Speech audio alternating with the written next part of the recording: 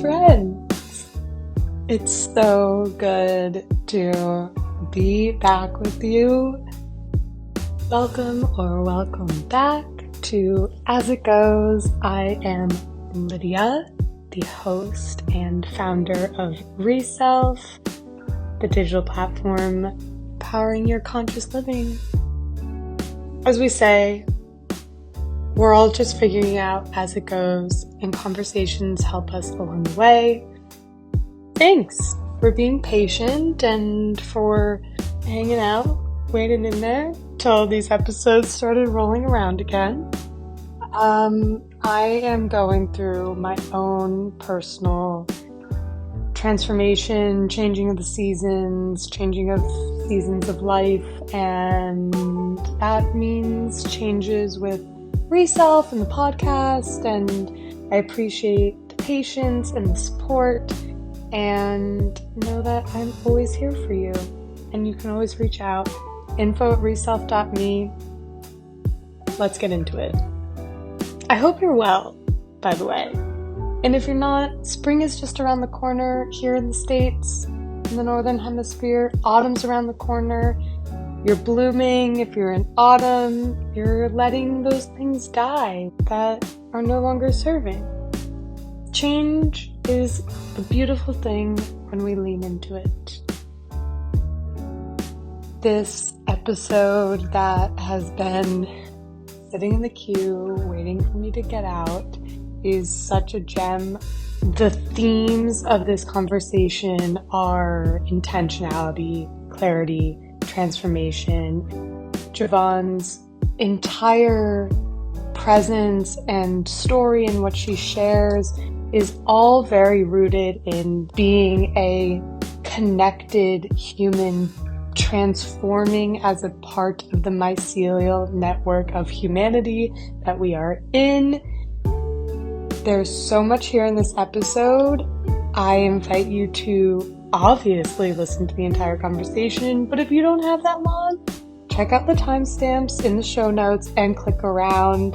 We talk about farming to COVID to fertility's relationship with birth, death, miscarriages, abortions, and really interesting expansive perspective that will radically shift our understanding about those parts of life. Really just the realness of life that's in this episode is very, very powerful. And at the end, we talk about celibacy and its transformative part of healing and clarity and understanding our relationship with our own pleasure. So without further ado, Jovan, would you introduce yourself? Absolutely. I mean, this is like it's one of those things where you just like you spend so much time doing it, and then when it's time, you're just like, I'll think. I feel the same way. My name is Jovan Sage. Oh my goodness. I am a person. I am a non-binary femme living in the South, although I have lived all over. I go by she and they. And I am a guide, a facilitator, a plant tender and medicine maker, a doula, and an energy practitioner. For me, the crux of it is, as above, so below. So a lot of the work that I do is like working on, all these different frequencies, whether we're working with food and plants, or we're working with energy and breath, that, we use all the tools that we have available to us for our own personal transformations, and not transformations that are like, we're we're going up to the mountain like the hermit, and doing those soul searching, but really understanding that we are part of this larger ecosystem. We are connected to community, to our work, to family, to our loved ones, and so how do we navigate transformation, recognizing that we still are of this world, we still are grounded in this world, and that is a beautiful thing. So let's work with that. Like, so that's the starting point. Mm, I love that. I love how you framed it also in terms of like the places and spaces that we show up in. And I think that, you know, with reself, right, it's all about self, and it's all about that sort of experience and relationship that we have with ourselves and tending to ourselves and nourishing ourselves. But as you just said, it's that context, right? It's like, it's not the hermit Right, experience. right, It's right. remembering that Well, this and we're not has. disconnected. We're not Mhm. disconnected. There's no way that we just kind of unplug and plug back in, because if we are showing up as our full selves, like we are interconnected. Like, you think about it like the I love mushrooms. So we think about the mycelial web. We think about the ways in which we're connected to the earth, we're connected to one another, and we're connected to spirit, or to that Yeah. kind of that fire that's like a soul of spirit that's within Mm. all of us. And so you can't talk about transformation without talking about that very real connectedness, which includes my cat. A black cat. Um, I love it. Yeah, so that's Virgo. So he'll be showing up throughout to make his appearance. Love it. Love it. Virgo recognizes another Virgo. So appreciate. Th- You're a Virgo, th- right? No, I I asked am you. I thought you not. were the last time we talked. Mm-mm.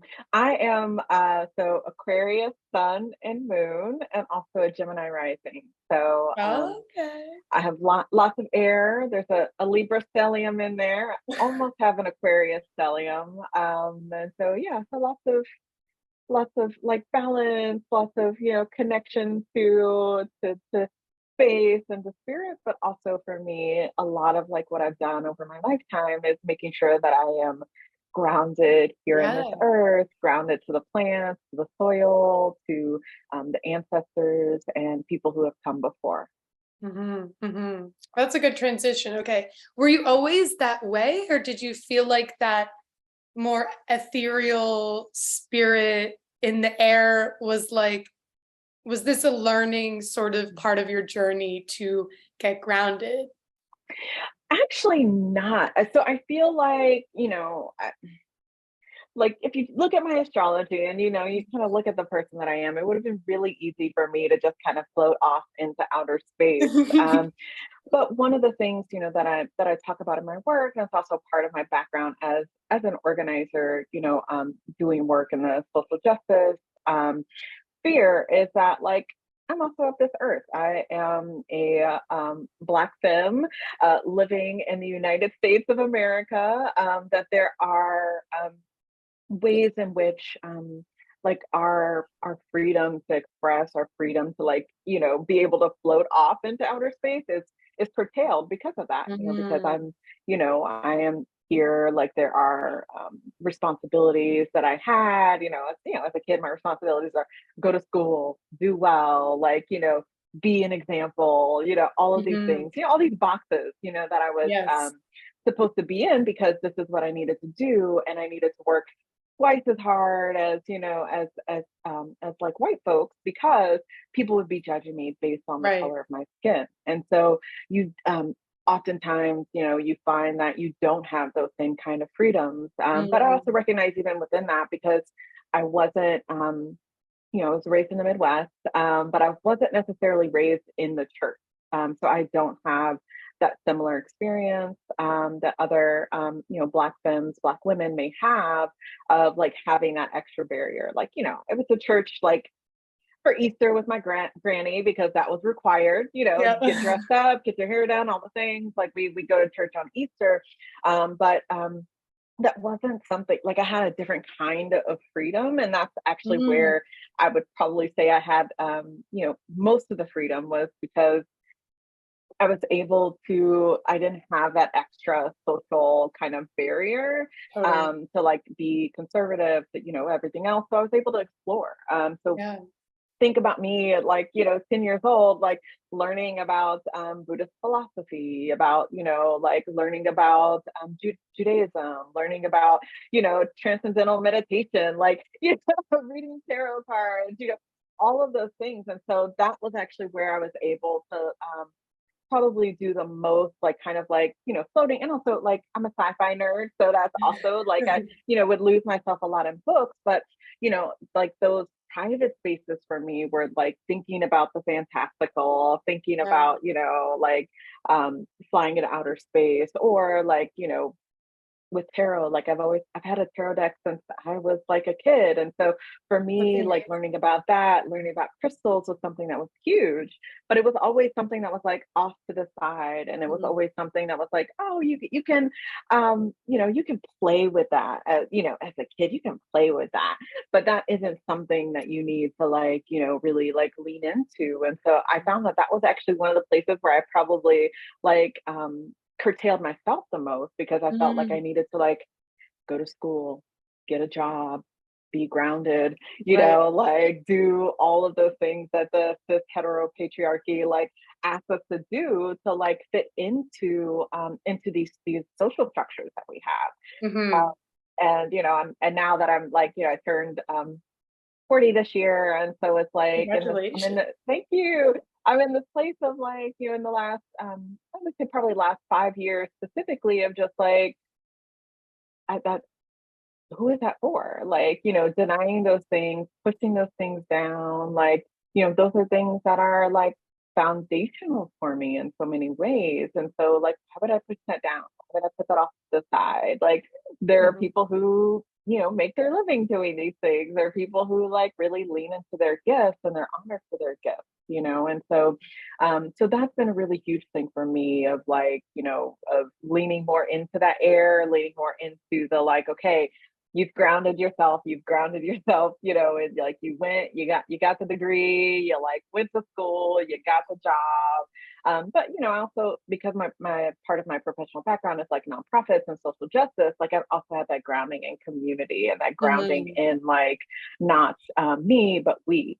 And so really having that foundation has set the tone for how I approach my healing work, um, how I approach like building community, and just being a responsible citizen, a responsible like, mushroom in the mycelial web, of just Exactly. showing up and being a part. Yeah. Yeah. That's beautiful. That's awesome. It's such a great reminder. And I think for me, that's why I love having these conversations and sharing such awesome examples of living that authentic self and allowing, as we were talking about before we started recording this, um, that idea that you brought up of like the soul is always there. Mm, So allowing and leaning into that, showing up and embracing how those interests that we have is something we constantly talk about in the podcast. Is like, what interests do we have that, hi Virgo, bye Virgo. What interests do we have? Because that's where the gifts lie and that's where that meaning lies. And I think especially, you know, I think so many of us relate to, especially in the US, about like that sort of grounded path of like go to school, go to college, get a job. That, and, you know, I think that it's so important the younger that we are, that we have these conversations and we talk about like that's not always or often fulfilling. right. And as you said, with the, I love this image of the mycelial network and the mushrooms, is if one is not contributing to its fullest potential, then the network is lesser because of that. And I would love to see this conversation happening more because I think at whatever age it is in our lives, it can have a really great impact. Mm-hmm. Well, and if you think about it from, like, how do we, even though I recognize that I will, well, one, I don't really want to, and I don't plan on having my own children. Mhm. And Mhm. so, but I still think about I still think about like childhood. I still think about like children. I think about like children as in like the village. Yeah. And how do we allow people to like become who they're meant to be? Yes. And it's not that, like, yes, I have a winding path to like get here, and that's Mhm. like cool and great. And I learned so much along the way. Absolutely. I've lived more than a few lifetimes in my 4 decades on this planet. Hell yeah. Um, but like, what would have happened? Like, what would it have Mhm. meant? Like, if like young Jovan would have been allowed to like really run free towards those things that were calling them. And Yeah.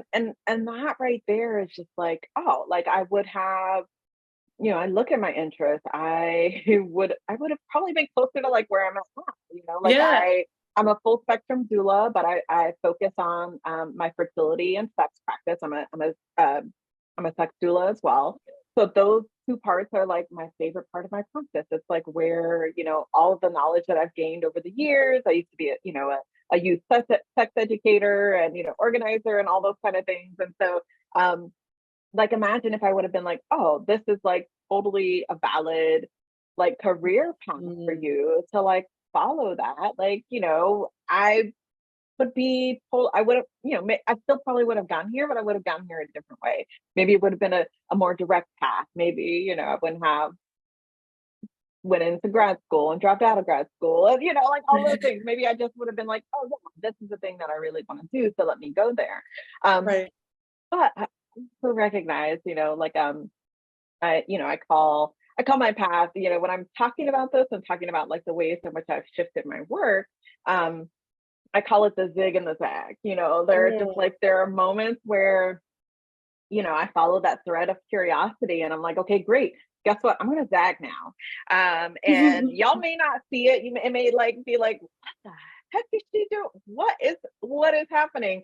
But like it somehow it comes together. And I Yes. always like use the skills and things that I learned from this thing over here that feels like so totally separate in Mhm. this thing over here. And somehow it like comes together and it works, and so I'm very grateful for that. I think it's made me, when we talk about resiliency, I think it has made me resilient Mhm. because I haven't felt like if I'm not exactly in this place where my degree said I should be or where society said I would be, it's not like you can get so down on yourself. You can really start to question like who you are and what you're doing if you're like, okay, I got this degree in communications, but I'm not really doing, that thing that I thought I was going to do. But I mean, if you look at it, like when I graduated from, I always imagine. So there were two things that I imagined. Well, few things that I imagined when I was a kid. Like as far as like, what do you want to be when you grow up? And I Yeah. always thought, I would be either a librarian, a veterinarian, or like a journalist. Mm. Like those are the things that I had, like, collecting animals. Like I'm the animal whisperer, you know, always at my house, like somehow like an animal would follow me home kind of deal. Oh my Um, god. it still happens. It is what it is. It was easier when I had a farm, but now that I don't have a farm and I live in the city, it's a little challenging. But there was always this like, okay, these are the careers that you do. And so Mhm. if I like look at my degrees, I have a dual degree. I have a degree in communications, but with a dual emphasis on media production and media studies. So doing like, critical theory, like, like having real deep conversations about how media portrays and how we show up in media. Mm. Um, but also in how to produce. So like, filmmaking, photography, radio, which I guess now, at some point I should probably start a podcast like, everyone else. Yes. Um, so that I do have the production like background in it, in creating, that kind of stuff. But if I had followed that, like I would have went straight to J school. I would be a journalist. And, if you think about like when I graduated high school in 2000. So if you Okay. just look in the last like 22 years and how journalism and media has changed, like if I would have cling to that, cling to that idea of like, this is what a journalist is, and this is what success looks like for me, I, I I would have like dropped out long ago. I would have been like, oh no, like my life is a failure because of X, Y, Z. But Mm, because I've been a little bit more open in like what that looks like, yeah, I still use communications. Like I'm an entrepreneur. Like, like I've built brands. I build my own website. Like I do my own, like, all of that kind of stuff. So all of that has like that skill set has followed me. hmm.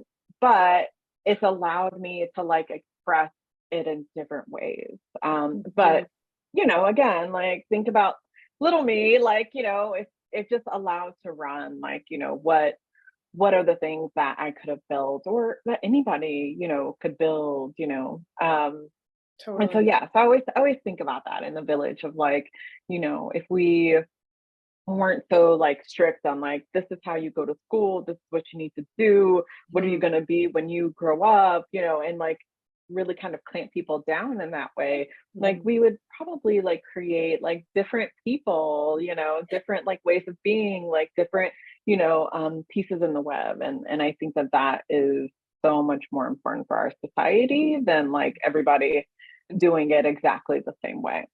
Yes. Yes. Amen. Absolutely. Absolutely. Um, do you want to share a little bit about, you alluded to the farm, about what you were doing pre Sage's Circle? Yeah. So when I used to live in New York City, and do like social justice and nonprofit work. But also I did a little detour and I was actually running cafes and gourmet markets in New York City because I've always been curious about food, about connecting to food and, all those kind of things. So I kind of, the jump was social justice, but I was also thinking about food. And so this was before food justice was like a Yeah, a thing. I was thing. just Mhm. like, like, here's how food, like, now we talk about, but now we have the language, food insecurity, all that kind of Right. stuff, food access and stuff. But at the time, because I was doing LGBT rights work, like we weren't yet there. And so, Mm, but I was curious about it. I was like, how can we feed people pizza every time? mhm. Like, how are, we're working with homeless youth, we're working with sex workers, we're working with all these different marginalized communities. Like, how can we make sure that some people are just fed? Yeah. Sometimes people just come to meetings because they're hungry. Mhm. And we're giving them pizza, which, like 2 hours later, they're hungry again, so how can we be better stewards of our community? Mm. Um, and so that led me on this, like, again, SAG, and so I was doing food justice work, doing food and farming advocacy work. And I met my former partner in Italy. And so, we did the Yeah. long distance thing for 2 years and I moved down to Georgia where they had a farm. And so I farmed and we also opened up a restaurant. And so a lot of like what I was doing was doing like taste education, was, actually getting my hands in the soil and growing, doing education specifically around the role of enslaved Africans, like in our agricultural system, Mm. talking about the indigenous communities that are here on the coast. So I live on the coast of Georgia. So talking about, we're talking about the slave trade. We're talking about like the beginning of American agriculture. And also we're talking about connecting that to people, connecting that to farmers, of connecting that to Mhm. food and the feed. And so doing feed advocacy work. And so that was my world. Like, we're talking I still do a lot of that kind of work, but we're talking like pre-COVID of like doing food festivals, of catering. We closed the restaurant at the end of 2018, and so still doing education, face education dinners, that kind of thing. So Mhm. being in Southern Living and Garden and Gun and documentaries about food, and so that was a lot of like my work was actually being in the soil and being in the kitchen and connecting those stories to people's plates and to people's. Mm. And so, my side work, my side gig was, I had this company called Sage's Larder.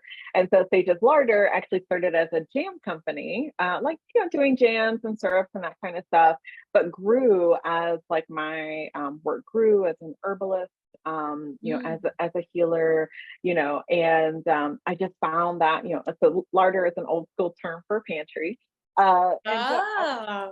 found it so limiting. The more I was doing service-based work, the more I was doing work as an energy practitioner, as an herbalist, as a doula, Mm. like that just felt so constricting to me of like, Yeah. I would explain it to people and they'd be like, oh, a pantry. Okay, but you're doing Reiki, like,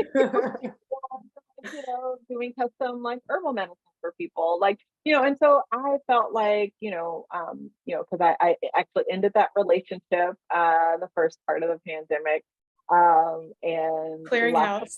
yes, yes, yes, energetically and physically. I left that city, I left that farm, I left that relationship.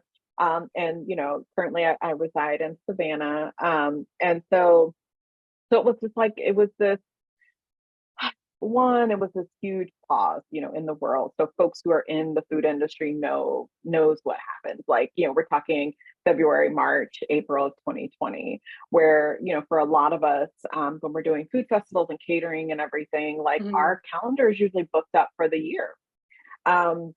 But everything had to stop because of COVID, and COVID precautions and not knowing. And so we went from like being booked, up through the summer to like figuring out, okay, what's next? What do we do? And for me, thankfully, it actually meant that I leaned more into my healing Mm. practice. All of a sudden, the kombucha that I made at the farmers market, the kimchi, the kraut, all of that kind of stuff, the elderberry syrup, like all the things that I was already doing just on a much smaller scale, like grew for me. Mhm.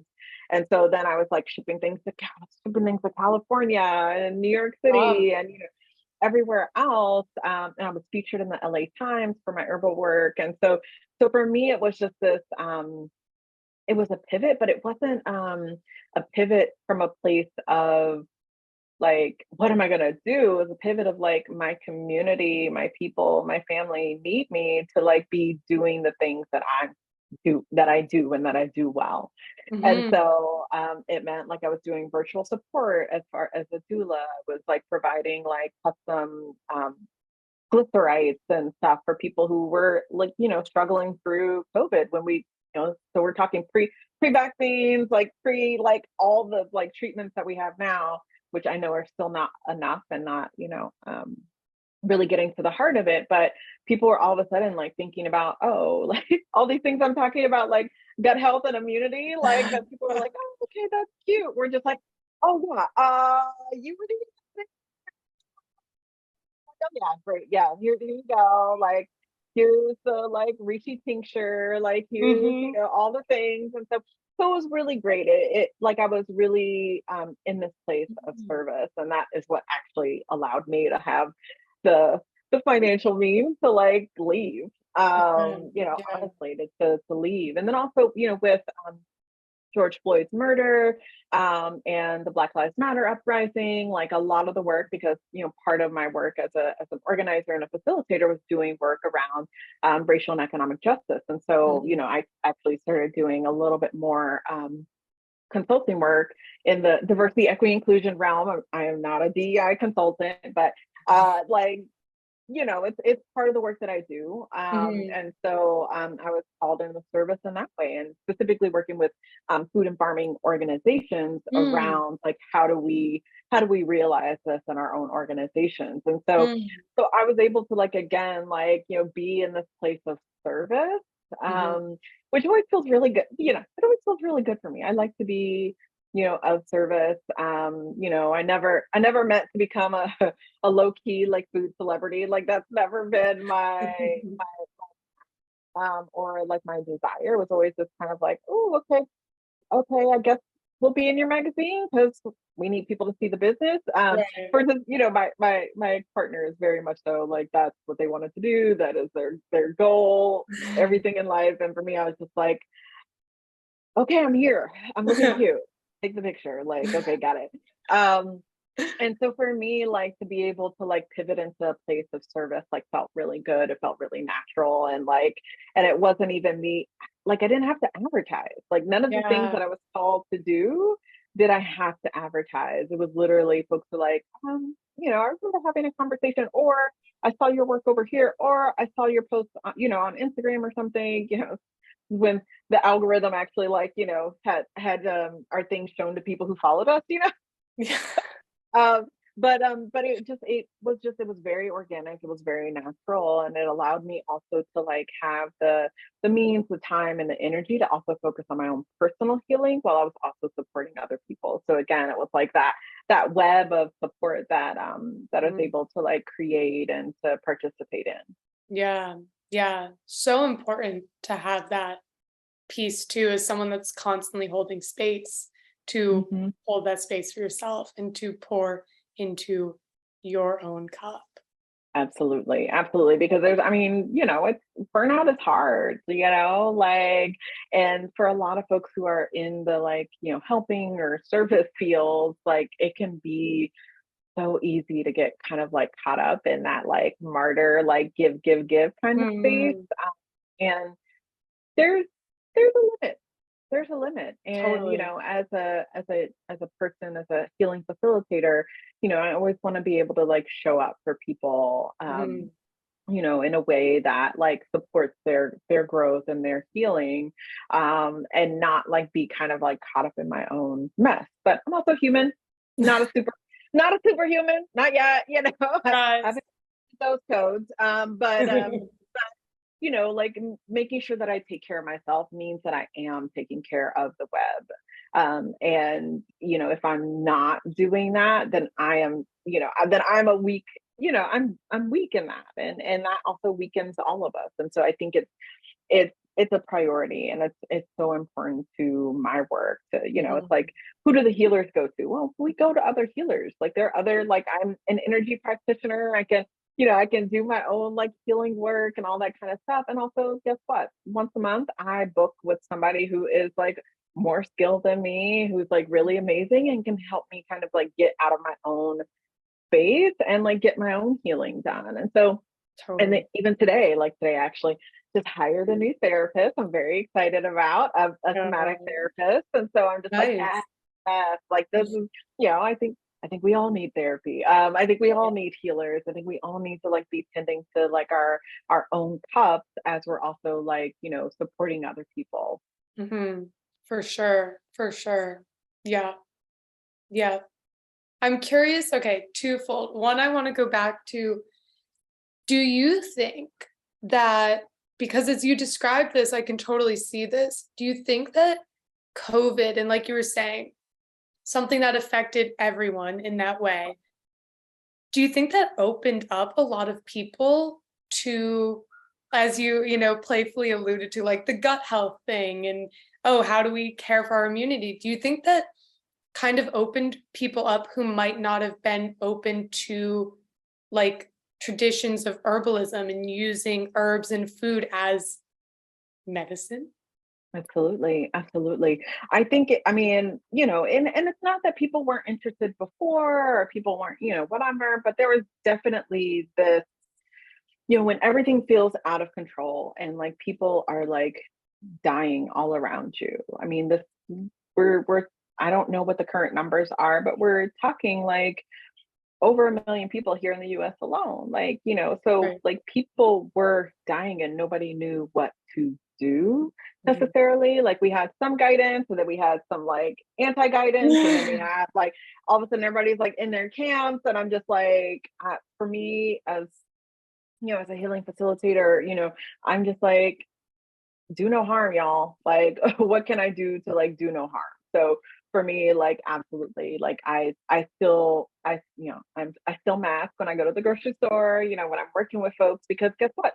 I work with people whose immune systems are compromised. I am Mhm. working with like, folks who are, about to like give birth or who have just given birth, like, Right. like, and it's the same way of like before COVID, when there was a flu, I would always like make sure that I was taking care of like my system, that, you know, my immune system was important, because if I showed up in that space and made this new family sick while they're trying to take care of a new one, a little one, like, come on, like, you know. So for me, Right. like that's always been a part of like my ethos, is like community care. And so Mhm. I think we saw some really beautiful ways in which people were like, oh, okay, like I can, like, I may not have control over this global pandemic, but I can control this right here. I can like work with my family. I can like learn about, you know, incorporating bone broth. I can learn about incorporating like, you know, roots and all these kind of things. We can, here are the ways in which we can protect ourselves. We can mask up, we can wash our hands, we can use, you know, hand sanitizer, like, you know, all the things. Like, here's how we can just make sure that we're taking care of ourselves and the people that we care about the most. Um, Mhm.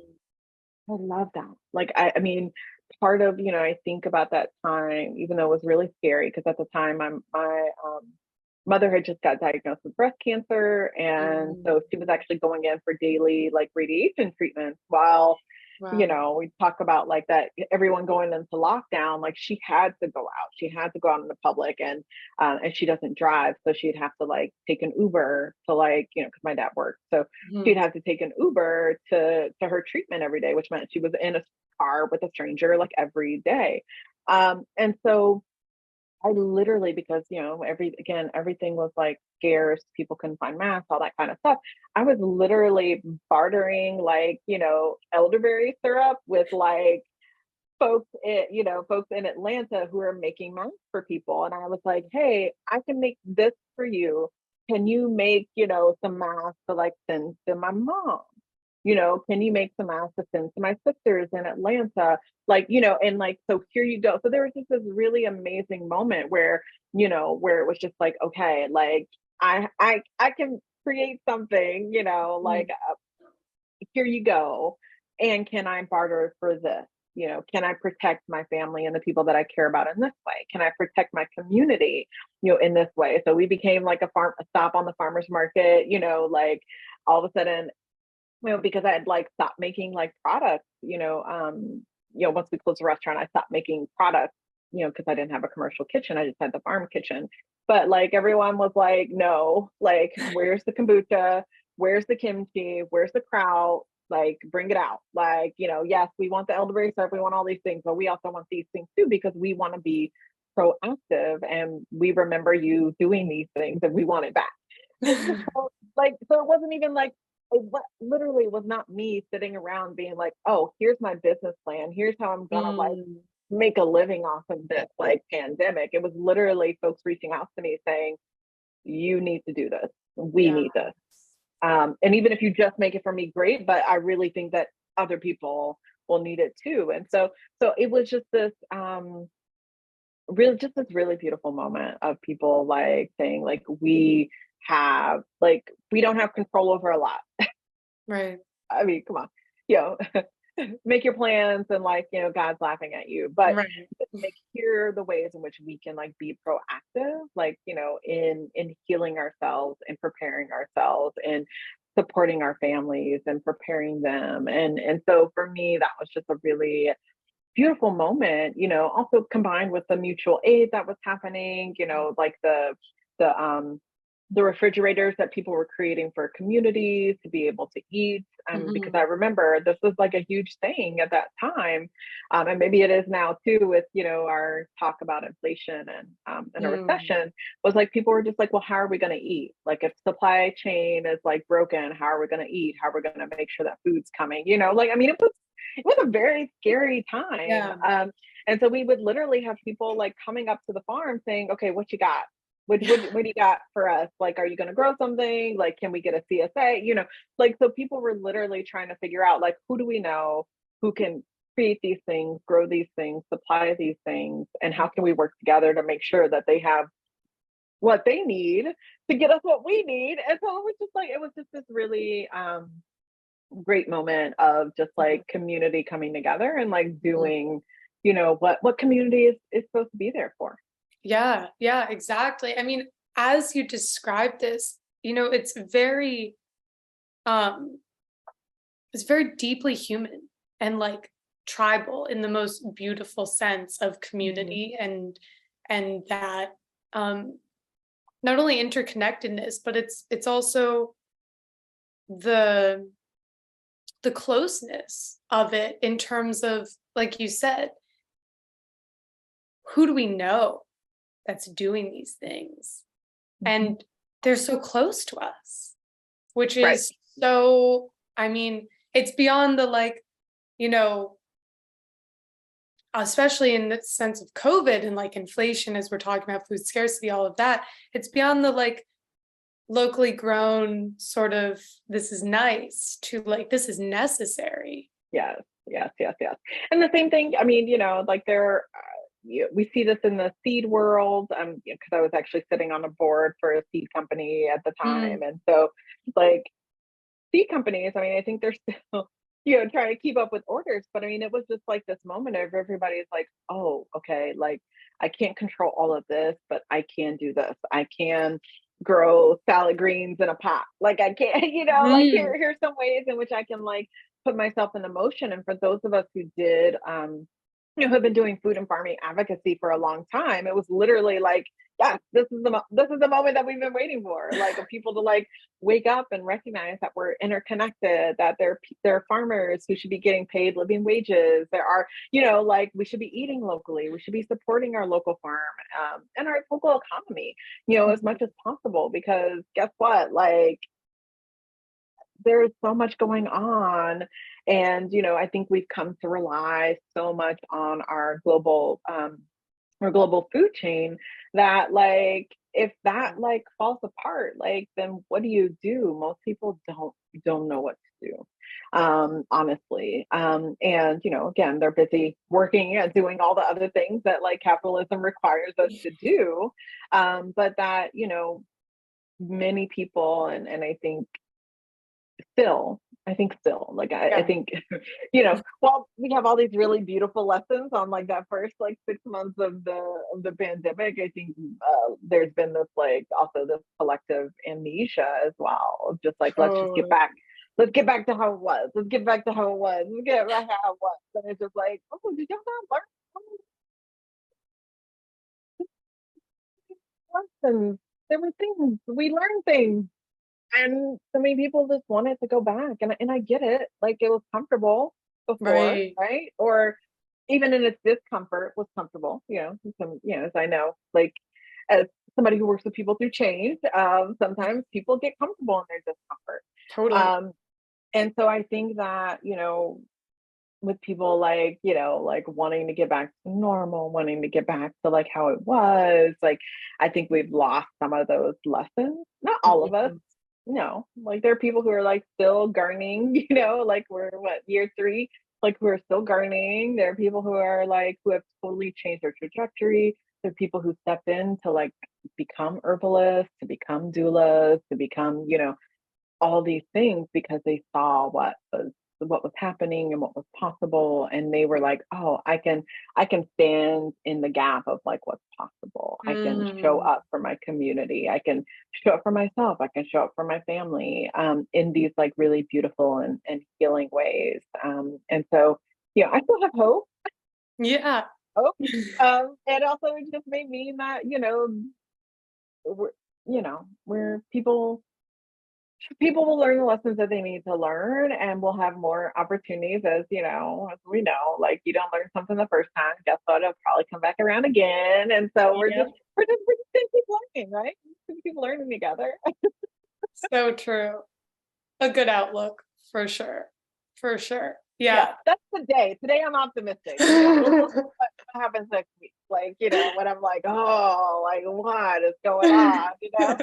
But today, feels good. It feels, like it's fall, at least it feels like fall here. Like it'll be like 79 degrees by the end of this weekend. But today it's like fall. So I'm just like, okay, it's hopeful, like everything is possible.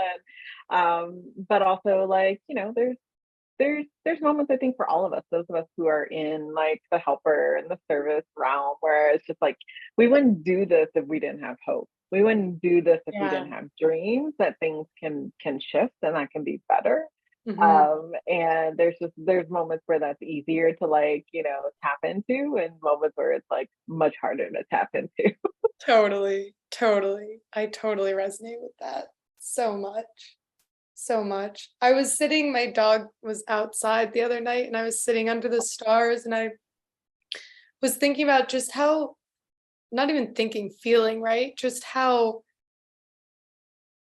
much more expansive the world is than our immediate experience of it and our universe and the system that we occupy in terms of that. And um yeah, I feel like COVID was a big, even for me, like having moved from a city back into like nature, was a big transition of really for the first time. And I also feel like for the first time as an adult, like watching the seasons and being with the seasons. And like you said, autumn is now, and really understanding like and being connected to the energetics of what seasons are. Like as a kid, I hated winter. I was always depressed, didn't know what to do with it.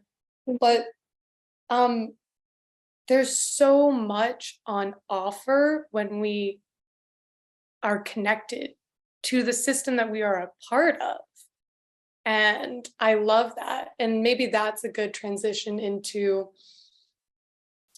um well, I guess what maybe like what your sort of COVID transition is. I know that we talked about this journey that you went through. Or do you want to talk about doulahood before that? You tell me. Think about autumn. So here in the South, Savannah, so I'm here on the coast. And so we are still in hurricane season, y'all. And it's usually hot. Like we have our little cold snap, it's like the low was like 40 degrees kind of thing. But guess what? And next week it'll be like 60 to 80 degrees like every day. So we don't have like the same kind of fall pattern. I actually scheduled a little trip to visit a friend earlier this month. They live in Boston. And so, we had a chance to like go out to like Western Mass and the country and Mm-hmm. Salem. And so I like it was like full fall, at that time, or autumn. And it was just really beautiful. And I recognized like that idea of like the seasons, like which the seasons just aren't the same seasons here on the Mm-hmm. coast. Last Christmas Day, I was literally 75 degrees outside and I was laying on my hammock out in the sun, like here. Amazing. So our seasons are way different. But I grew up in the Midwest and I'm a winter baby. So like I'm used to that, like, okay, it's like winter, it's dark, it's cold, there's snow, there may be a blizzard, like, oh my God, but I find that, the more that I live here, the more that I actually miss seasons. And Mm. so I did need that little bit of like, there's a renewal, there's like a calming, there's a shifting that happens versus like keep going, keep going, keep going. And so I like see that cyclical work, show up in my doula work. For me, I am, I'm a full spectrum doula. So I'm actually dual trained, but I'm trained in birth, postpartum, fertility, and I'm a level 2 sex doula as well. But I also, I'm trained in like working with folks with loss, and fertility. And so my favorite part of my work, actually the leading light of my work, is my fertility and sex work. Mhm. And sex doula work. Put that way. I'm not a sex worker. I love sex workers, but I'm not a sex worker. And so for me, it's like, working with people and working with their own cycles, whatever that looks like, and again, not everybody who hires me as a fertility and sex doula is looking to get pregnant. So that's kind of Mhm. like this idea, and this is, it's totally a capitalist idea that, like our fertility is in service to making more Mm. more mouths, more humans, more of that. But for a lot of us, like connecting to our fertility is about, again, it's connecting to those seasons. It's connecting to our connection to that larger web, and to our environment, to our food, to ourselves. And Yeah. so I love that about my work. The fertility doula work is it's so important because we get a chance to talk about, yes, we talk about fertility, and we talk about sex, we talk about pleasure, we talk about magic, and we also talk about death. So like literally like my work is about those cycles. It's about, the cycles that are within us. It's the cycles that are around us, and again, as above, so below. And so for me, that's like the juicy bit of my work. Although I love talking about sex. Like I've been, talking about sex since I was a kid, and I think that that's part of like of being queer is that there's so much that we're not educated about, Mm. and so much searching that we have to do for ourselves to kind of like figure it out that Yeah. many of us do become like sex educators, and because we had to like figure it out for ourselves of like, okay, what is this thing that's different in me, that's different from these other things, and like how do we kind of like connect to that. And so for me that's like really been huge. But I think it's like the other part of it that like I think doesn't get talked about enough, and I think we can talk about this more, especially in light of Roe v. Wade getting overturned, is that like death is so connected to fertility. Hmm. Like if you find a fertility doula that has no connection to death work, to abortion work, like then you do not have a fertility doula. Mm. Because and we'll see this. I mean, this is also October, which is like infant and pregnancy loss month. So like, and this is also the month that I had my own miscarriage in 2018. Okay. And so for me, that like miscarriage and abortion as a portal is so Hmm. important, and it is so connected to our fertility, whether we want to go on to have more children or not. Hmm. But if 1 in 4 pregnant folks will lose their pregnancy, like that's just that's the stat. Like that's like when we look down and we study it, like that's what happens, whether we know we're pregnant or not. Like Mm. it is something that happens, and oftentimes the medical term for it is spontaneous abortion. Um, we use miscarriage like in our language, but like the medical term is spontaneous abortion. How interesting. Um, and so abortion is healthcare. And for me, because I actually had in 2018, I had a miscarriage. So I was into my second trimester. And so I had a miscarriage, which a miscarriage just basically means that your body doesn't realize that the fetus is no longer viable. Mm. And so you can go into, a spontaneous abortion, or you'll have to go, or you'll have to go in and get an abortion. So, depending on where you're at in your pregnancy cycle, like, they could give you a pill, they could, do, there's other things that can happen. Some folks are also doing um, herbal abortion work. But for me, because I was in the second trimester, I actually had to go to, work with my gynecologist who did the surgery, went to the local hospital and was able to get an abortion. And so for me, like that was like a huge portal for me. That was a portal into deeper healing for myself. It was a portal as an herbalist of recognizing there were things that I did not know. Mm-hmm.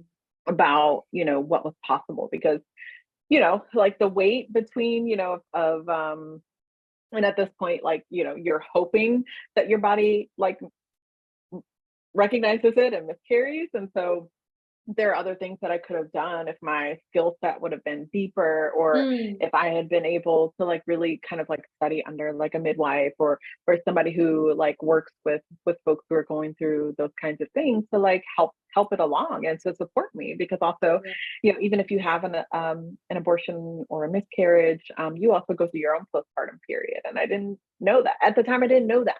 uh, Mm. it was just, you're just kind of like, okay, there's no fetal like heart activity. Here's your choices, which doesn't quite feel like choice. It's like you wait or you go in for surgery. Like here are your actual choices. We can Mm-hmm. wait, but also if you wait and it happens naturally, you still may have to go in for surgery Mm. because of where I was at in my pregnancy. And Mm-hmm. so I chose, so I actually went into surgery 8 a.m. on Halloween in 2018. Wow. Yeah, it was intense. So talking about like that thinness of the veil of like being in between, this earth and spirit. And so for me, that was definitely my experience. And it actually took me an extra hour to come out of sedation, and so it was like where everybody was worried of just like, okay, she's still out, she's supposed to be back, folks were starting to get worried, like there was a lot. Mm. And for me, part of it was like there was definitely work that I was doing, in this other realm, around, death, around like what I wanted to do when I came back, and what that meant, and so like so like really leaning into that work, like even though, I do not want to like bring a life into the world or through my body, that I get really excited helping other people. Like I get, a lot of just like, again, like being called to be in service. I do offer free sessions, like a free session for folks who are going through loss, whether that loss is wanted or unwanted, it does not matter. To like do some processing with me, Mm-hmm. and to help them like kind of figure out like if they need resources or support or energy work, whatever that looks like as they're going through their loss. That's like I do it for free. So it's part of like me, like, again, contributing to that web. But that it's like, again, like we're kind of like left to like navigate this really dark space alone. And Totally. so there are, I'm not specifically an abortion doula, but it is part of my work. There Mm-hmm. are folks who are out there who are specifically abortion doulas, and that's what they do, and they are like experts and amazing at that work. Mm-hmm. And so, but for me, because if you are working on your fertility, and you're trying to get pregnant, you will come face to face with death. Yeah. Like it's a matter of time, especially depending on how many tries you're doing. Mm-hmm. And so there's like grief. So within Yeah. that, there's grief that happens. So a lot of my work is like also grief work of Mm-hmm. like, oh, my life is changing. Oh, Yeah. like I got my cycle this month, and I wanted to be pregnant instead. Or, if Mm-hmm. you're queer or trans, like, and going through a fertility process to conceive, like there's also like those things of like the grief of like, of the life you thought you may have, or if you don't have connection to your family, the grief of losing family while you're also trying to build your family. And Mm-hmm. so there's so much that comes into that space, and it's not always, as straightforward, as many people like, like kind of the idea that, when we were kids, like there's just this idea of like, if a guy looks at, a girl, like, just funny, like she's pregnant and her life is ruined. Yeah. Like it's just like that easy. Like you can just look and it's that easy. And that's most people, a lot of people, like I, for a very long time before they ever like get a viable pregnancy. And then there's like the anxiety of like, oh, I've had this many losses. Is this one going to stick? Mm-hmm. Or for those who are like working through issues around gender, around sexuality, around their sexual orientation. Like there's like, what is my relationship to my fertility? What is my relationship to my Mm-hmm. body? What is my relationship? If I have a cycle, what's my relationship to my cycle? And so like, for me, like acting as a guide in all of those like different scenarios is so important, because like there's no two, people who are the same on their fertility journey. So being able to like navigate and shift with people, and really like hold space for everybody's individual situation is a place where, I shine. It's a place where I love to be in that space and be in the mud with people, who are like going down this path. Yeah. Wow. It's so beautiful because obviously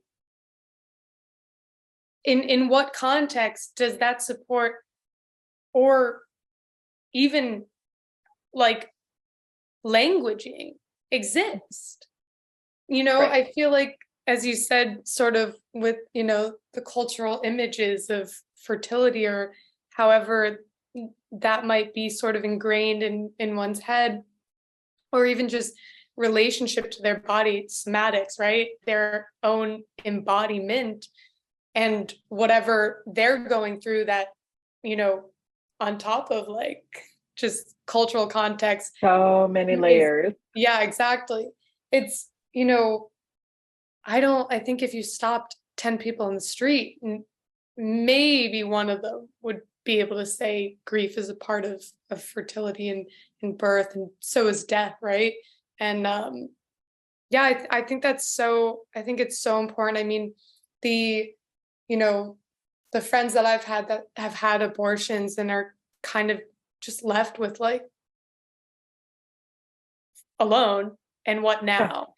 And Right. then Right. also, right, the friend, Shame, cultural yeah. shame, silence. I mean, it's the same reason, why you're not supposed to tell anybody you're pregnant until such and such week, until you're Mm, well into your second trimester. And we do that to like insulate ourselves, because there's a good chance, 1 in 4 chance that you could lose it. And so now you have to go back and like, but I think it's like, here's the thing, and especially if it is wanted, I think we should feel comfortable to tell people whenever, because yeah. guess what you're going to need if you do lose it? Support. And Support. if nobody knew anything and you're just sitting in your house alone, crying in grief, and like nobody can hold you during that time, Mhm. then how are you gonna move through it in a way that is nourishing? How are you gonna like who's your web, who's your support system? Mhm. And yeah, you may have to remember, okay, who did I actually tell? Okay, now I need to tell them, you know but it's so important to like create that kind of space for Yes. yourself, and not from you know like here are things we don't tell people because we're afraid that we may Mhm. lose it. And it's just like, it's just not, I just think that's the most like unhelpful like cultural tradition that we have, Mm. because it silences people. And one of the things I learned from my own miscarriage, I mean, literally, like it would be like I would have conversations with people like friends or whatever, and they'd be like, oh yeah, I had a miscarriage at da da da da da, and I'm like, no, I didn't know, like you didn't tell me. Oh, it was so early, okay. And then you have like the nurse who did the intake for me, when I went in for mine, and she's like, yeah, I had one, and da da da da, and then I had my rainbow baby, da da da. And then Mhm. the physiologist, who was a man, was like, yeah, I mean, we've had three, he, like 3 spontaneous abortions, like, and yeah. And so it's just literally like everyone, like, there was this like part of my walk that was just like being open and like not just telling like random people, but like, like telling them, like Right. this is happening, and allowing them to like also show up and to hold me. Yes. And so like that kind of support was just so surprising to me, because it's something we don't talk a lot about. And for me, I am a rainbow baby. So my mom, had a miscarriage before me. And one of her miscarriages before my little brother, I was there to like hold her hand. And for me, I remember that time. I remember it was scary. She was in a lot of pain. It was like really scary. Like the ambulance had to come, like all those kind of things. And so I just remember, I think I was like 10 years old. And I just remember like being like, this is the most terrifying thing in the world. Like she's screaming, she's crying. Everybody is like so stressful. And I'm just like, hey, just hold the space, hold the space. And so for me, that was like my first time as like, Wow. as a doula, what we would call a doula would be for my mom's like miscarriage when I was 10. And so Mm. not really the like, the best place to like be, but it's also like it's a very real space of just like, this is what this happens. Like this Mhm. happens. Like I am, like I am a rainbow baby. Like, my other sister's a rainbow baby. My little brother is a rainbow baby, like this is something that happens. This is a reality of like our bodies and how our bodies show up. And so I think it's like it's so unhelpful to have that hidden away from everybody, because it's so isolating when you go through it. Yeah. Yeah. And like what you talked about too, I mean, first of all, that experience when you were 10 is just, wow, what an imprint. And what like Yeah, a beautiful sort of trajectory to where you are and what you're doing and oh, that little absolutely. like peek into that. Um, no, you said it exactly. It's the realness of life. And like, Yeah. why do we shade ourselves from that? Because that, I mean, we can talk about all the ways and all the reasons that we have a problem of isolation, like mass feelings of isolation in our Mhm. world. But so long as we don't talk about the realness of life, that those two things will always coincide. And it's Right, and we see that in the spiritual world too. I think that there's like so much spiritual bypassing, love and light kind of thing that we forget that there's also blood and bone and yep. ash. Like there's like if we are truly connected in the spirit, and spirit not just like that up there, but also the spirit of the earth that we're on, like then we're Mhm. connected to that full cycle. That it's no, it's Totally. not just love and light. Like yes, love and light is a part of it, but also like Mhm. the soil, the decomposition, there's death, there's sex, Yeah.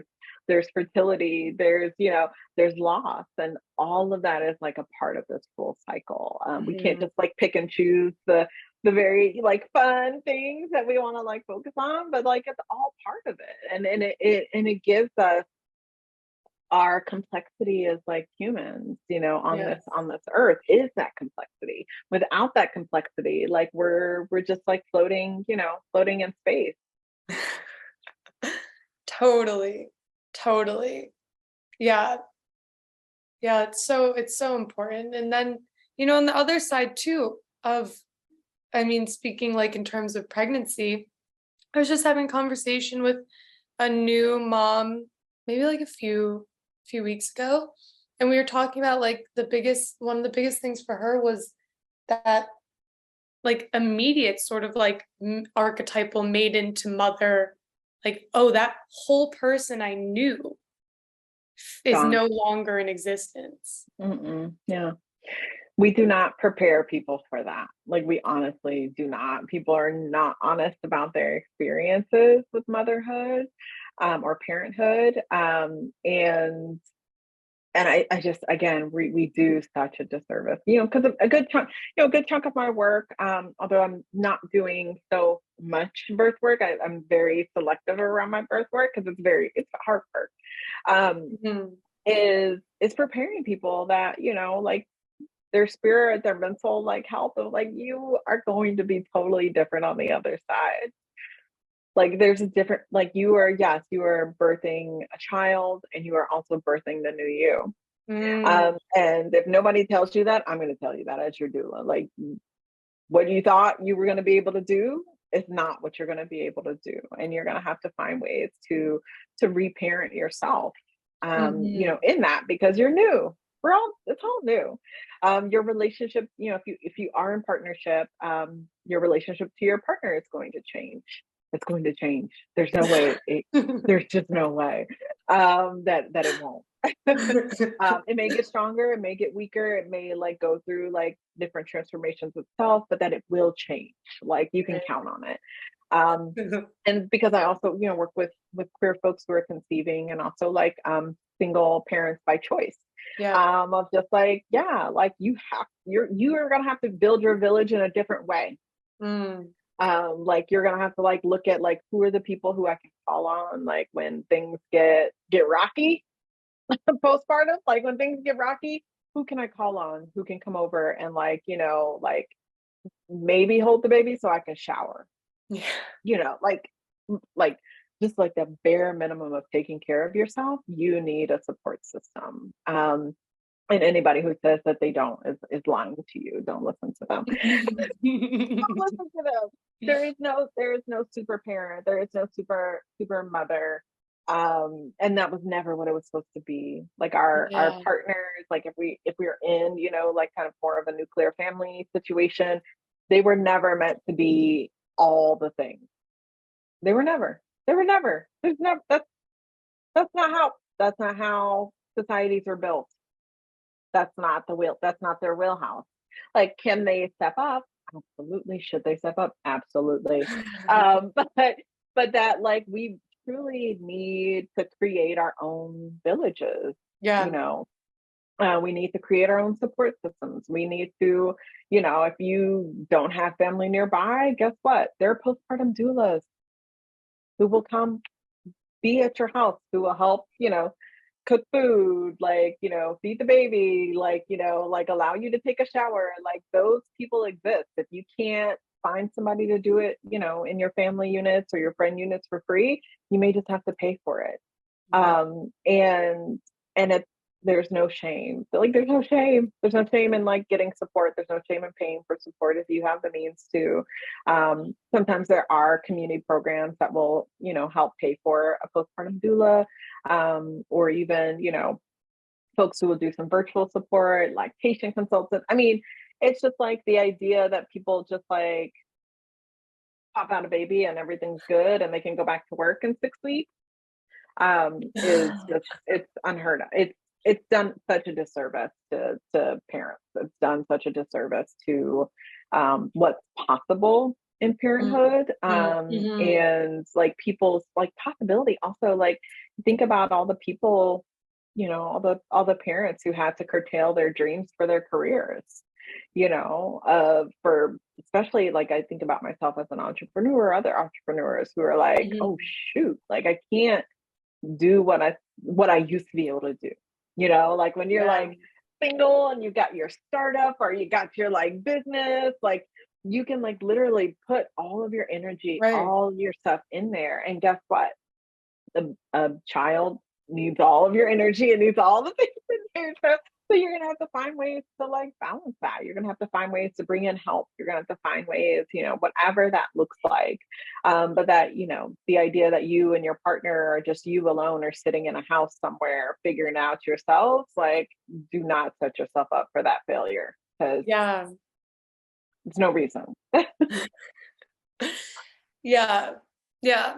I think it's, what you said too. I mean, obviously, not only does it do a disservice to one as a parent and as a partner and all those other and a self as all those other pieces are shifting, but it's also so much of the trickle out and, to use the capitalist idea of trickle down, it's Mhm. so much of that because then it's what if as a parent I am not set up in this way that we're talking about as an alternative with the knowledge and the skills and the resources and the support and the tribe, what is that coming at a cost not only to my child but to this next generation and to the development of society in a actually progressive means, as in like evolving beyond where we are. And Mhm. that, I mean, touching on what you were talking about earlier about, you know broader sort of childhood education curiosities. It's like, Absolutely. what can we do when we prepare parents for their own death and rebirth, for Ooh. like all the dimensions of parenthood, and like to raise a kid to lean into their interests and show, like, what does that all look like to begin to do that work and plant those seeds, especially in the context of maybe the school I'm going to put my kid in is going to do the opposite work. So I got to, keep that context going at home.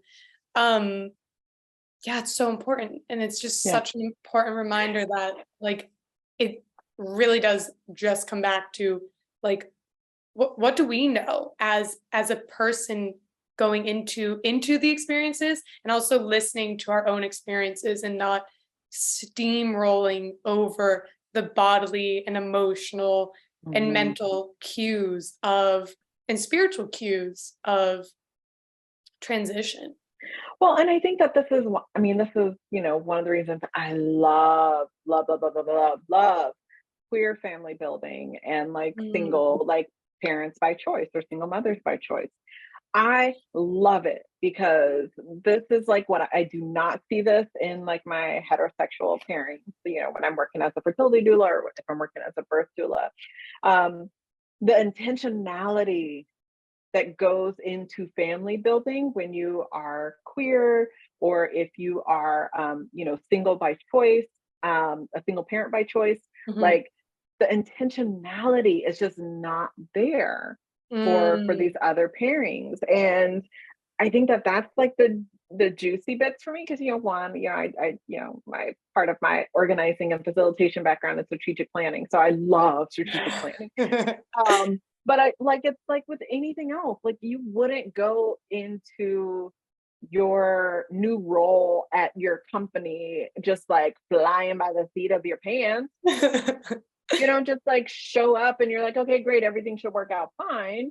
Like, no, you go to school for 4 or 5 years, you like study, you learn everything that you can, you look at like what's possible, you build a potential like trajectory for your career, and you're like, okay, in order for me to get here I need to do XYZ, and then once I'm there, this is what I do.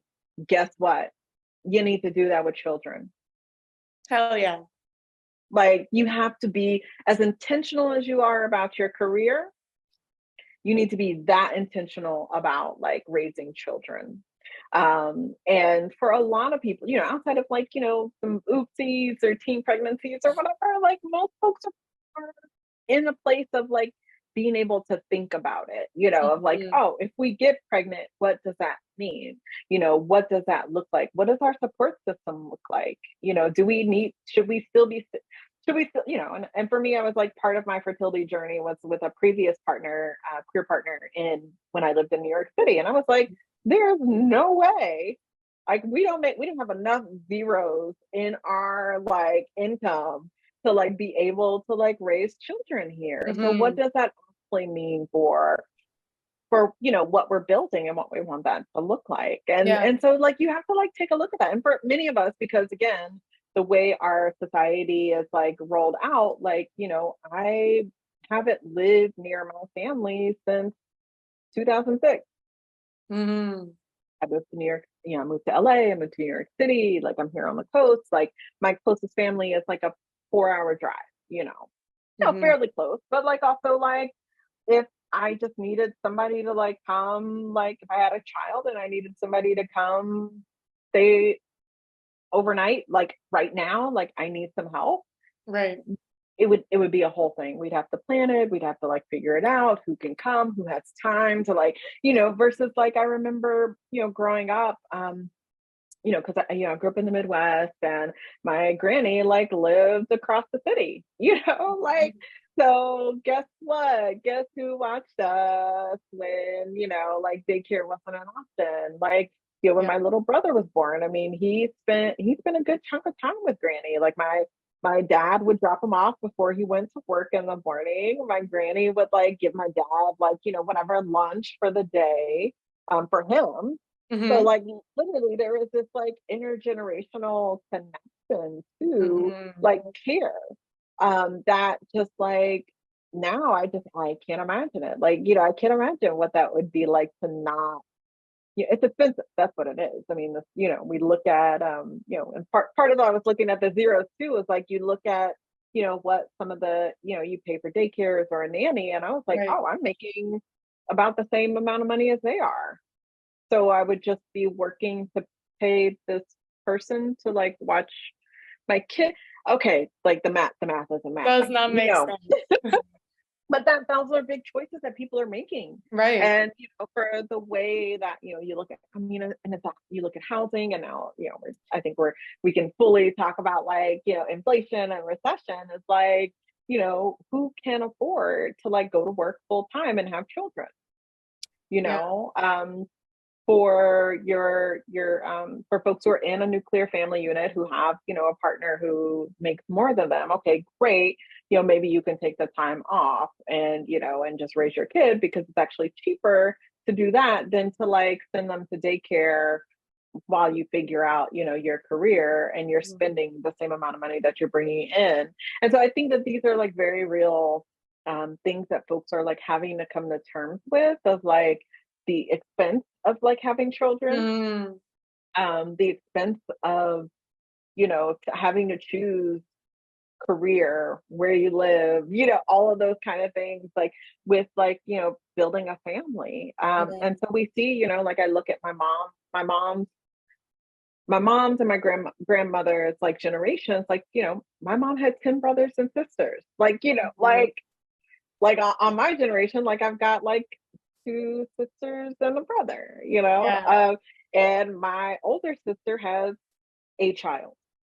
So they're kind of like, like the way this economy our how we want to live our life, we're just like we're opting out, you know.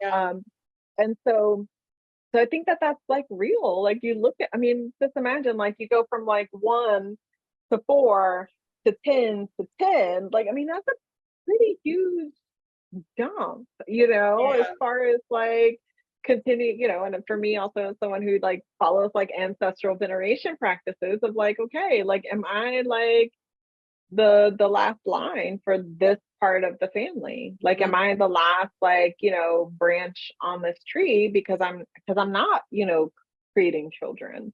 And so these are, you know, my younger sister, she's like 3 years younger than me, and so these are the conversations we have of just like, okay, you know. And my older sister is a half sister, so she has a different last name, and a different father. So like so we're literally like looking and we're like, shit, we're the last, we're the whole thing. And that's like real. So, you know, as I think about like my own walk, and, you know, part of my walk is like, you know, how can I be a good ancestor? I'm like, well, shoot, who am I being an ancestor for and to? So those are very deep questions, you know, and we, you know, there's, I don't know, they're big questions. They're big questions. And I'm not gonna like, you know, force myself to build a family to like, you know, become an ancestor, but it, you know, it's definitely kind of like puts you in this place of like, oh, okay, like our society is different. We are having to make different choices. Like that village that my mom had, that my grandparents had, that my great grandparents had, like, you know, doesn't exist. And so, you know, you can also, if we don't have examples of that, then how do we teach that to the next generation? And so I think that these are just really big questions that we need to think about. It's like, you know, what kind of society are we building? And can we make it, like, are there ways to make it easier? You know, like if say 10 years ago, like there would have been a program like you know, to pay people a living wage to like have more children, like would I have like, you know, like snapped it up? Probably. Would I be happy about it now? I don't know. But I think things like what, you know, we see this in other countries too, like where they are finding ways to support people in like building families, because guess what? If people aren't building families, then you're gradually gonna like lose out like on parts of society. You're gonna lose out on, you know, if you want to just look at it in a capitalist way, like, you know, who's paying into Social Security? Who's paying into these things if you don't have as many children as you had three generations ago? So like those are like very real questions that I think we need to have around like how do we want to support, you know, family building, and not in an icky like this is the only way you can build a family kind of way, because that's problematic too. But like how are we ensuring that people like are paid a living wage, that are have housing that is like actually like proportionate to like the wages that people have, that, you know, that people can afford, you know, the interest rate to get a decent car, that people, you know, like what are all like, are we actually creating a society that is not hostile to like living life? Yeah, totally. Right now, and you're like, that's really what happened. The goal is to like just enriched shareholders and like CEOs. And Zillow, as they like did their best, level best to like buy up all the properties during the pandemic and raise the prices so high. Like, again, like we're not creating spaces for people to like actually just live and breathe and go to school and and do the work that they want to do, because we're all figuring out how do we fit into this larger machine. Yeah, totally. I had a really interesting conversation with someone who will be before this conversation, and we talked about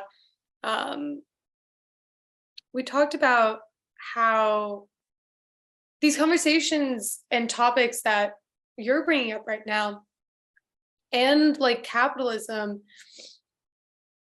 meet, obviously, like what you were even saying about, right, the number of consumers that you have in the marketplace, right? Right.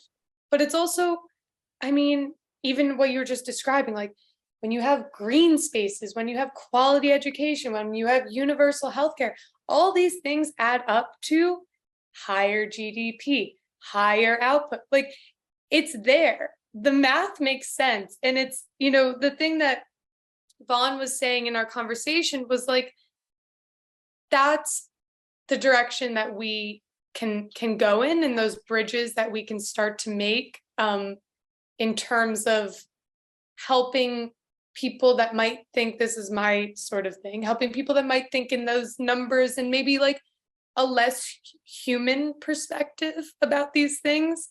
Right. That they actually, not only do they meet and overlap, but like they are one and the same thing, and they don't have to contradict.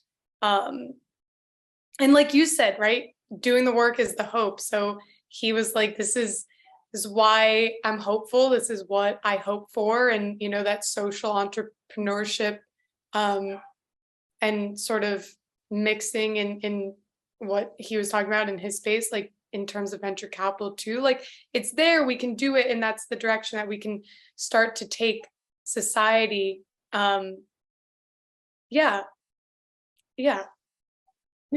Providing for our people, for our people, Exactly. like that. Like if there was, if that was just the like basis for how work happens, for how our economic system happens, for how our social systems happen, how our government system, it's just to like support our people, like Right.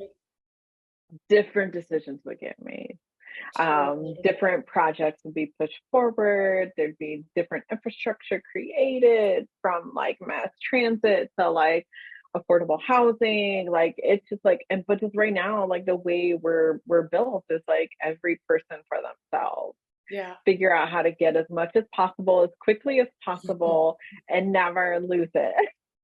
It's so interesting too, like, I mean, from that perspective, it's that sort of like scarcity mindset and like grab mindset that doesn't necessarily go away with wealth. Like we look at, the way traumas show up in that space too. I think there's a really funny article. It's an op-ed piece in the New York Times, "Are You a Bezos?" And it's just like ripping hilariously on like, for me, the way I interpret that is like the ways a person's trauma and like insecurity show up in places of extreme privilege and wealth.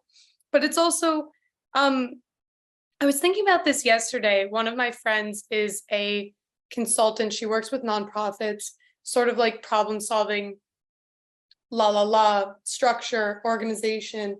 And she does a lot of work with, I'm probably going to butcher it because I don't, design thinking and like human-centric design. And like everything she does is with a person in the middle.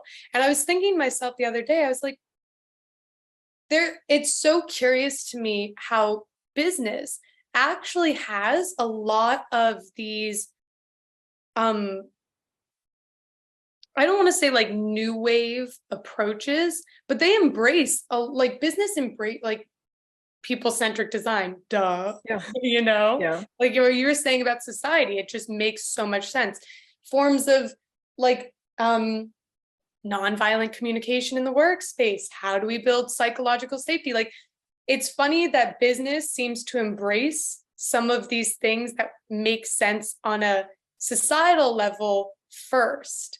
And it's curious because it's like, where's the bridging of the gap between like, this serves in business, so, oh yeah, it serves the foundational level of people in society, and this is, what direction we should work at. It's a very radical, the idea that we should like censor people in our people system. That's just kind of like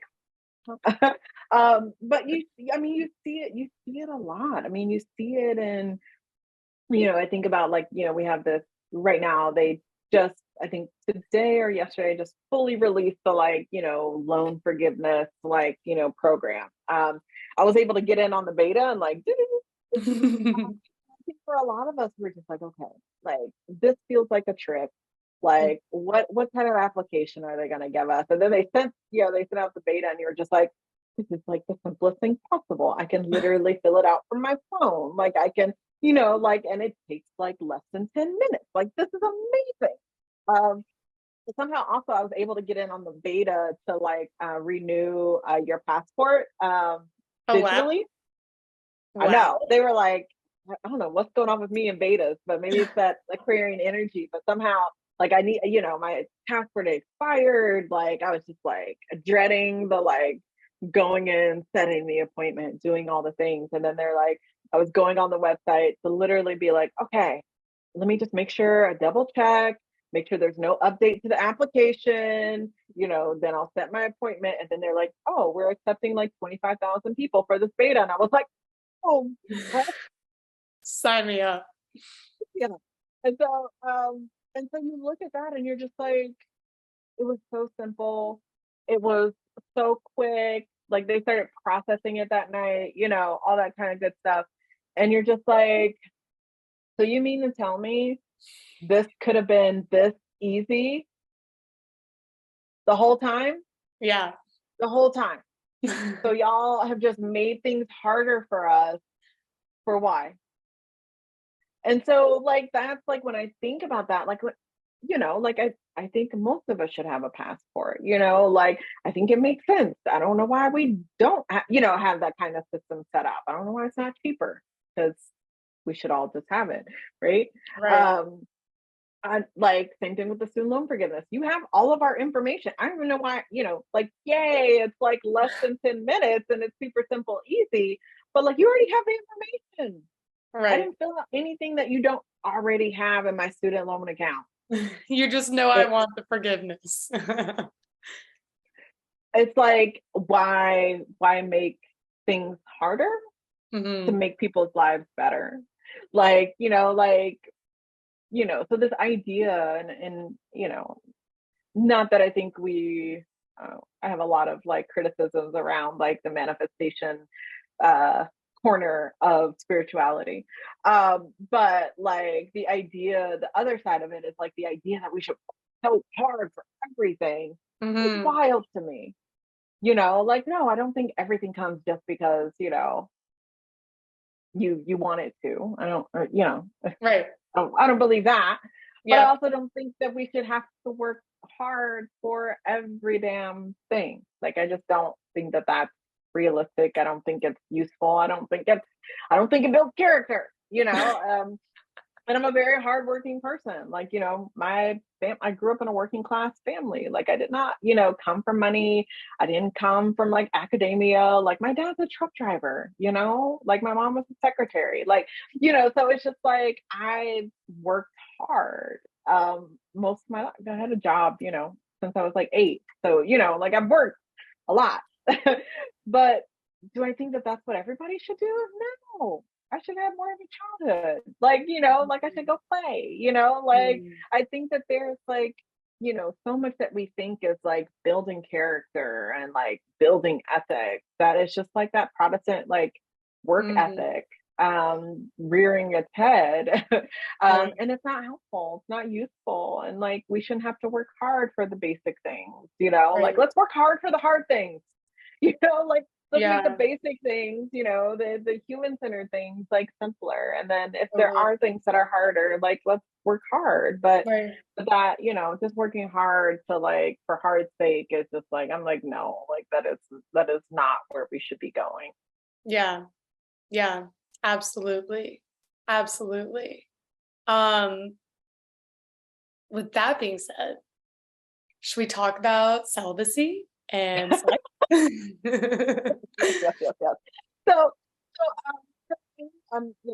so it's so funny is because, a celibate sex doula is probably really hilarious. But also just know that I'm moving the world, y'all. Like it may seem contradictory, but it's not. Um, so for me, as part of like my healing work of, leaving that long-term relationship and like devoting, I devoted all of last year, in the last quarter of 2020, all through last year, and of course still, I'm still doing work, but like really like taking 2021 to like heal. Mm. Heal. And Now. yes, now like give yourself the space, take the space. And so part of that was, was doing like my breath work, my meditation work, my somatic work, like going to therapy once a week, doing all the things that you're supposed to do.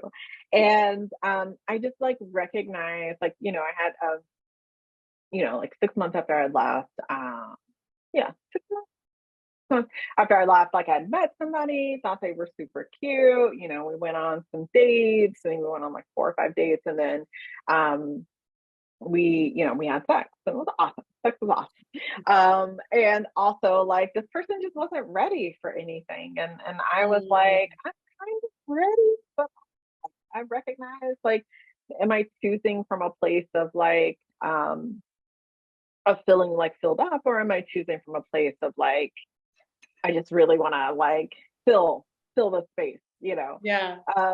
and I had a really lovely friend, who is in like the Buddhist recovery space, and they were actually I think celibate for like something like 6 years, and I was like, wow, and they were like, yeah, like have you thought about celibacy? And I was like, no, I was like, absolutely not. I was just like, Hard enough. I've just been like celibate because I just haven't. Yeah, Circumstance.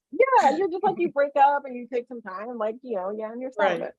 And it was also a global pandemic, you know. So it was just like this like moment of just like I don't know, like I'm about this. When they were like, well, you don't have to like like you don't have to do it for as long as I did it. Like you could just like set a date. It could be a month from now. It could be 4 months from now. And so this was like last May, June, like Yeah. beginning of June last year. And I was just like, oh, okay, well, maybe that feels, maybe I could do that. And then I could just focus on the things that I need to, my Hmm. business. I can focus on, like making friends, like, all that kind of stuff, navigating the pandemic, all those those little things. And just not be caught up in like the like dating and like, do we have sex? Do we not have sex? Do I have casual sex? Do I not have casual sex? Kind of thing of just kind of like pulling that out of the like equation, Yeah. especially because I was doing so much intensive like healing work. Um, to just kind of like mind my energy, mind, how I showed up Yeah. in the world. And so I was like, okay, so this is June. I was like, okay, well, how about I am celibate until my like 40th birthday, which was like January. So it's like, okay, June, July, like about 6 months. Like that feels doable. That feels doable. It doesn't feel too radical. And I could just like focus on myself. Um, and so in the middle of that, I actually I felt called to do some like psilocybin, like microdosing. So literally working with the mushroom, Nice. continuing to do like my talk therapy work and more somatic work. And it was awesome. So I dated, but I dated for friends. I was just like, oh yeah, like somebody was in town. They're like, yeah, I'm looking to meet up with people. Like da da da. Like yeah, great. You want to go like do brunch or like do Yeah. coffee or whatever.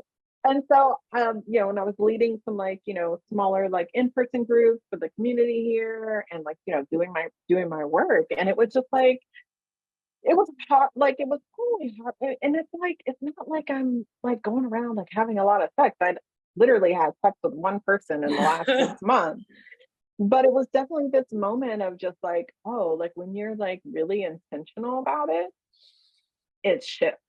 Totally. It's not like, "Oh, I just haven't had sex." It's like, "No, I'm choosing not to." And so, like, yeah, Right. like, you may think that this is a meet cute or whatever, but it's just like, "Hey, how's it going?" Like, "Yeah, friends, yay." No, the sex is not actually on the table. And so that actually shifts, like, your interactions. It shifts your own relationship to yourself. Yeah, It shifts your relationship to your own sexuality, like, and your totally. body. And, and I'm pro sex toys. Like, I do a lot of, I have a lot of toys, but I also do a lot of education around sex and around, creating a relationship with yourself. And Right. so it was just like, oh, like, it's like kind of that thing, like, heal or heal thyself. Like, okay, great. Like, this is how I show up in with sex with myself. This is like how Hmm. I'm showing up with my body, with my gender, like, with like the clothes that I wear, like, like Hmm. where it just shifts your perspective. And, like, at least for me, it shifted my perspective in this, like, very real way. And it Yeah. also, like, shifted how I interacted with people who could potentially be romantic Hmm. partners or whatever. I was just like, yeah, no, I'm not looking, like, that's not what I'm looking for. I'm not looking for this. I just want more friends, kind of deal. And Right. so for me, because I'm also an energy practitioner, like, was so that was a lot of the work that I was doing, was just like, I was just finding, like, how clear, like, messages were coming through, how clear, like, working Yeah. on my energy field was, like, things just felt like, oh, like, I actually have a handle on my body. I have a handle on how I Hmm. want to show up in the world. I have a handle on, like, how I'm processing other people's energy, information, experiences. And also, like, I'm able to go out with anybody because it's not like about, like, oh, I need to just date for dating sake. Like, I'm literally dating for friends. So guess what? I just get to know, like, a lot of different people and get Right. to meet, and hear different stories, which is its own, like, like, I think we're all, like, interacting with people, like, in energetic ways. And so it's just a Yeah. different way to process it. And so I loved it. Like, I felt like, okay, like, I can tend to, like, my own, like, auric and etheric garden. Like, I can, like, Hmm. process my own, like, orgasms in different ways, like, where, like, my orgasms aren't about performance, it's about, like, my own pleasure. And it doesn't always mean you have to orgasm. So, like, what is Right. pleasure? What is your relationship to pleasure? What is your relationship to dance? What is your, all of those kind of things, Hmm. of just being like, oh, this is actually what's like. This is how I like to move. This is how I like to feel pleasure. This is how I don't like to feel pleasure. And so you get a chance to, like, really, like, be with yourself in just a different way without this, I think, without distraction. Although, sometimes you want a little distraction. So, Yeah. so it's not that, like, my sex drive disappeared. It's just like it was just focused in a different way. Yeah. Um and then my 40th birthday came and went, and I just wasn't really, like, I thought I would be like, oh, okay, gotta get on the app. What global pandemic, sometimes you just want a little touch or something. Let me be honest. And I was just like, I wasn't, like, interested in the same way. Like, Mhm. my priorities for, like, how I wanted to interact with people. And it's not to say that I didn't get, like, crushes here and there. It's not that I don't, Mhm. I may have a crush right now that I'm really interested in. But that, like, I haven't been sexually with another person since last May, Yeah. and I'm fine about it. Like, the person I do have a crush on, I would like for it to be more than just sex. So that also, Yeah. like, shifts, like, how you do interact with people that you're interested in, of just like, oh, like, casual sex is off the table. So can I build a friendship with this person? Can I build a deeper relationship? And so I think, even, like, if I'm coming into the place of, like, wanting to date, and, like, of, like, it's just shifted in how I interact. It's shifted in how I approach it. It's shifted in, like, recognizing, like, what's desire that needs to get fulfilled by someone else, and what's just desire that I can, like, fulfill for myself. Mhm. Mhm. it's all back to what you said before. It's the intentionality piece is so important. And I think like that clarity that, you touched on that one gets from this experience, and myself having shared this experience going into the pandemic. And yeah, I think it's so, first of all, I think it's again not talked about. I think especially I feel like for women, like when I talk about this with my friends, it's like I don't know what it is. It's first just like the word celibate brings like weird like church vibes. Yeah. But I think, I was and for me, I feel like it's so important to talk about making that choice as a 20 something, even in your teenage years, like if you start having sex and then whatever you decide to like take a step back, I think that the ability, like when you're so young and you're learning like what do you like, what don't you like, who am I, and like you said, the performative piece of it, it's so valuable to take back, like energetically take back that energy that we give in sexual scenarios, not just like sex period, but even like when that's in the dynamic, like energy is going there and it's fun and it's flirty and whatever. It's also like, for me, I felt like the level of clarity I had around who I was talking to, who I was interested in, just like went to an all-time different space. And obviously, I think that has to do with, in the similar vein, like looking at my patterns of relationships and being like, okay, if I want to stop dating that type of person and having that type of relationship, then I have to look at me and why that is what I continue to choose. And then look at who's coming into my life. Like to get to know someone with that on such a back burner, if not just light out, is a completely different experience. And I feel like, as someone who even, I think it's interesting as a woman trying to be, not trying to be, but being, sexually free and doing her thing, but then also like trying to not be boxed in by that. Like it's a very complex thing. Right. Well, and I think that that's, for me, I think one of the things that I think, I think everyone should have like this space. And and again, I could just pick a time. You could be like a month, whatever, 6 months. I think, what am I, a year and a half now, for you. It's like, it's this combination of clarity and intentionality. Like I am super pro ho. Like if you want to be, sexually free and have lots of like, sex, like my thing is like, safe, sane, and consensual, like whatever that looks like for you to like enjoy. And I don't think that I don't think that that's a bad thing. It's not for me. That's not my way of like interacting. It's not how I want to interact in the world. But it's like I also like love that people can select that for themselves. And I think it's also like you get into things like ethical non-monogamy, polyamory, like all those other things. I think that those things are beautiful. Are they for me? No. Do I support people in their like, in how they want to relate? Absolutely. I love it. I love it, that kind of thing. And so I think it's like, but coming to it from a place of like, this is my choice. This is how I want to relate. These are who the people I'm attracted. Like when I am like grounded and in my own energy, this is what I choose. Like that's a different way of being. Like that's whatever that looks like, even if it's multiple partners, like that's a different way of being versus like, which I think, can happen like when people like break up. It's like, you get under somebody to get over somebody, like kind of thing.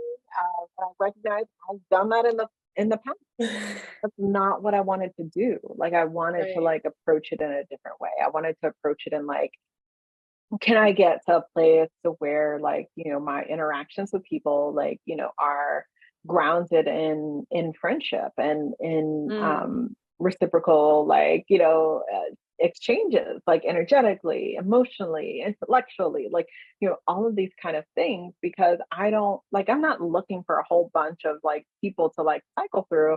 I'm looking for like long-term people that I can get along with, whether that's Yeah. friends or romantic, like I'm looking for like my community. And guess what, Hmm. if a person I do have a crush on or whatever like turns into like something more, then like great. And also like I'm still going to like nurture those other connections, like Yeah. I'm not going to get so lost in the sauce over here that like I lose out on all these other things. And so that's like part of it, is like it for me, it just really gave me a chance to be like, hold up, like you saw that this like quick like interaction, like what parts of it like mimicked the relationships that didn't work. Yeah. Yeah. Yeah.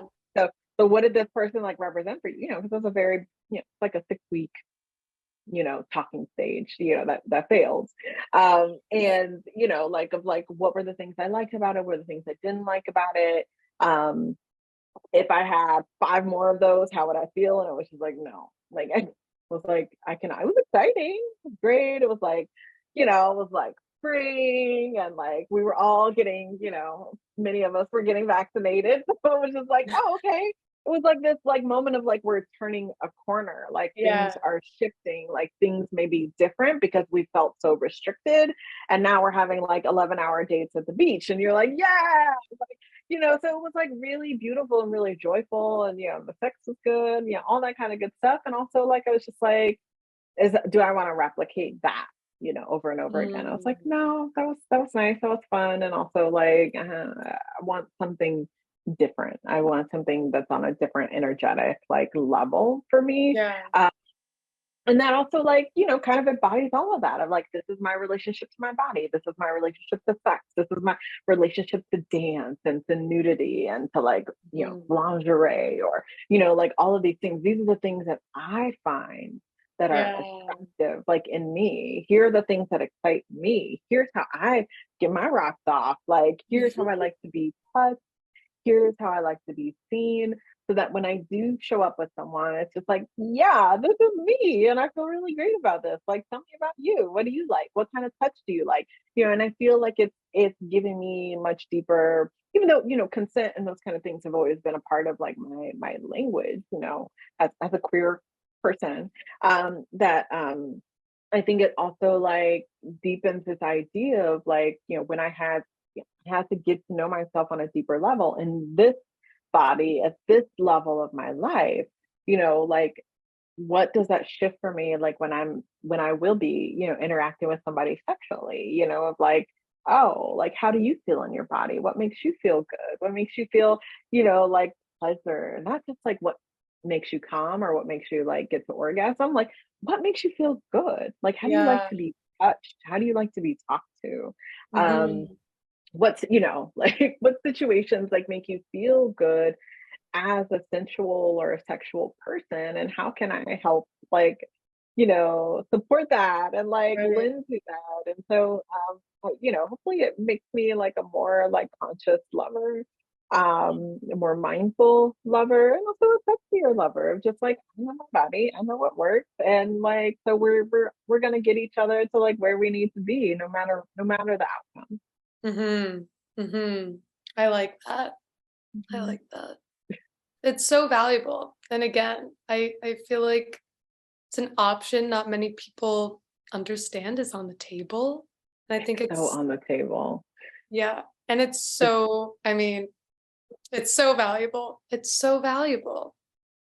Well, and hopefully other people are also doing it too. So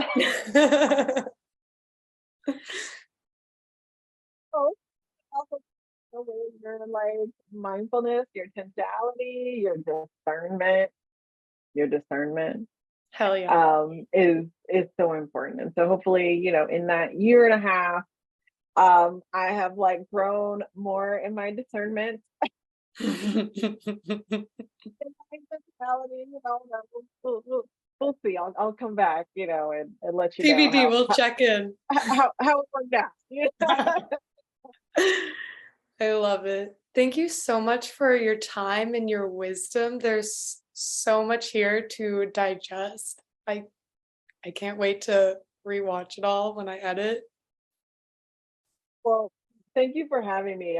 I'm so excited that people are having these conversations and are open to having these conversations. Like, the sticky ones, the scary ones, all those kind of things. Like, I think when we get more in touch with ourselves, with the earth, with everyone around us, I think we're better people. I think we're more connected people. I think we're more responsible people. And so that extends from like, sex to like friendship to and everything in between. Yes, absolutely. Absolutely. Next time we can talk about something, we can go into a specific topic, dive in. I love it. Absolutely. Absolutely. Well, thanks for having me.